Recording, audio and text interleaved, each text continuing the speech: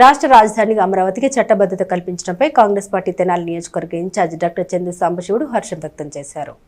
మారిస్పేటలోని Congress party కార్యాలయంలో మంగళవారం సాయంత్రం జరిగిన సమావేశంలో తెనాలి బార్ అసోసియేషన్ మాజీ అధ్యక్షుడు సోలాశంకర్, నియోజకవర్గ ఇన్ఛార్జ్ డాక్టర్ చందు సాంబశివుడు సమక్షంలో కాంగ్రెస్ పార్టీలో చేరారు. ఈ సందర్భంగా డాక్టర్ చందు సాంబశివుడు మాట్లాడారు.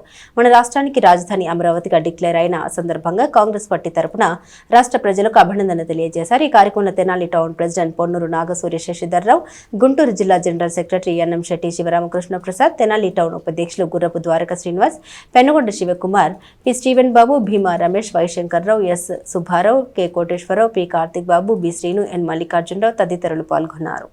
ఈ రోజున ముఖ్యంగా మా జాతీయ కాంగ్రెస్ పార్టీ, నిర్ణయించిన కాంగ్రెస్ పార్టీ తరఫున మన ఆంధ్రప్రదేశ్ ప్రజలందరూ కూడా అభినందనలు తెలుపుతున్నాం.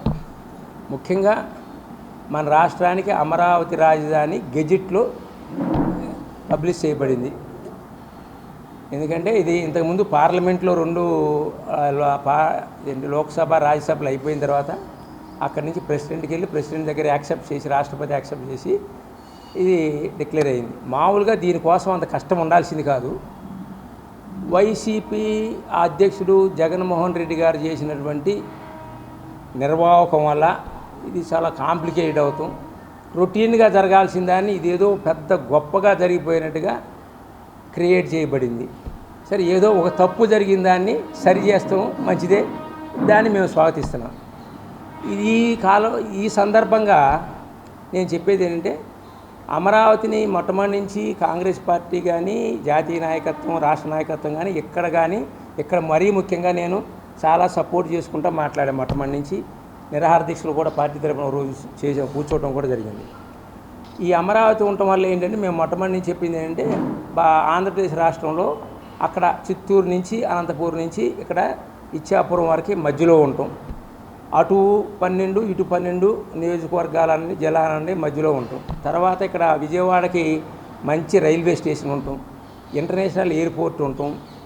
తర్వాత ఇక్కడ సెంటర్లో ఉంటాం. అన్ని రకాలుగా కూడా రాష్ట్రానికి అమరావతి రాజధాని ఉండటం మంచిది. మరీ ముఖ్యంగా మన ప్రాంతంలో గుంటూరు జిల్లా ఉండటం వల్ల మన ప్రాంతాల్లో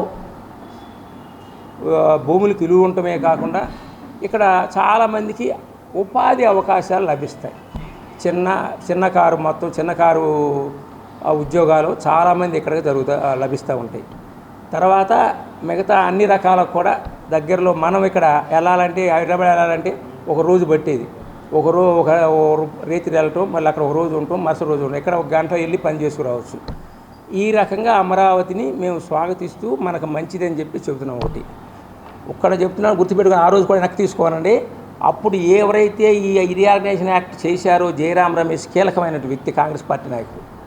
అప్పుడు చంద్రబాబు నాయుడు గారు ముఖ్యమంత్రి ఇది ఎలా పోయేపట్టు ప్రమాణ స్వీకారం చేయకముందు గెలవంగానే ఇది మీరు గట్టిగా చేయించుకోండి, లేకపోతే ఇబ్బంది అవుతుందని ఆయన చెప్పిన తర్వాత ఆర్డినెన్స్ ద్వారా బీజేపీ నడిపింది.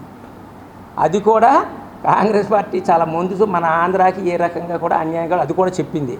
ఇప్పుడు కొంతమంది ఎందుకు చెప్తున్నా అంటే ఈ మాట, ఇప్పుడు తెలంగాణలో మరీ ముఖ్యంగా ఖమ్మం నాయకులు, తుమ్మల నాగేశ్వరరావు గారు వచ్చి ఈ భద్రాచలం ఒకటి వెళ్ళింది, ఈ మండలాలన్నీ మీ ఆంధ్రాకి వస్తాం, మరి పరిపాలన ఇబ్బంది అవుతుందని చెప్పేసి లాగాలని చూస్తున్నారు మళ్ళీ ఆ మండలాలు. మేము ఇక్కడ డిమాండ్ చేసేది ఏంటంటే, మేము ఇక్కడ జనరల్గా మిగతా నాయకులు కానీ ఇక్కడ మన ఆంధ్రాకి ఏ మాత్రం నష్టం జరగకుండా పోలవరం కంప్లీట్ అయ్యేటట్టుగా మీరు ఏ తొందరపడి వాళ్ళకి ఒకసారి ఎలా అయితే సెక్రటేరియట్లు అన్నీ కూడా 2019 అనుకోండి, 19-20లో జగన్మోహన్ రెడ్డి ఇచ్చేశారో 10 సంవత్సరాల ఉండగా, ఇలా తొందరపడి ఇవ్వవద్దని, దానికి అంగీకరించవద్దని మేము కోరుతున్నాం. రాజధాని అమరావతి గురించి మా డాక్టర్ గారు, ఇన్ఛార్జి గారు అయినటువంటి చందు సాంబశివుడు గారు చెప్పినట్లుగా, అదేవిధంగా చంద్రబాబు నాయుడు గారు నేను సాధించాను అనుకుంటున్నారేమో. మీరు సాధించలేదు.